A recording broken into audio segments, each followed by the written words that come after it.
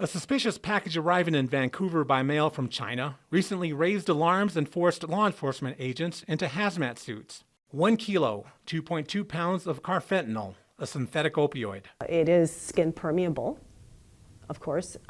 It takes 20 micrograms to be fatal to a person. That deadly amount is smaller than a grain of salt. And this is the second carfentanil seizure in Vancouver. The first one was at Vancouver International Airport. The second one was here. An Associated Press investigation found that the deadly opioid is unregulated in China and readily available on the internet. The drug can be shipped worldwide, an elephant tranquilizer thousands of times more potent than heroin that has killed unsuspecting drug users in Canada and the United States. But experts fear that in the wrong hands, it could be used as a weapon. ISIS could order it commercially and use it against our forces and against our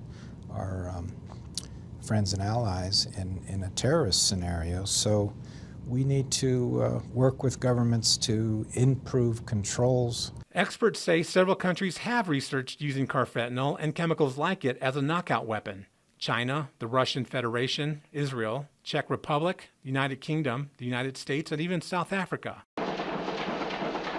Russian security forces in 2002 used an aerosol containing carfentanil to incapacitate Chechen extremists and rescue more than 800 people held hostage in a movie theater. More than 120 hostages died after being exposed to the aerosol. Vladimir Stukhanov was rescued. His friend Boris Lapin had given him a coat. Boris died but saved me. He gave me this coat, and I used it to cover my face when the gas was released. The difference between that incapacitating dose and a dose that will kill you is too narrow. So there's a huge danger that you'll get the dose wrong and that you'll kill the targets that you're trying to incapacitate. Carfentanil is banned as a weapon by the Chemical Weapons Convention, but 12 Chinese companies offered to sell and ship carfentanil, suggesting breaking it up into small packages to avoid suspicion. The AP did not actually obtain carfentanil during its investigation. This chemical expert at a trade fair in Shanghai acknowledged the dangers. Manufacturing carfentanil is legal in China. It's dangerous. But if we send by 1 kg, 2 kg, it's okay.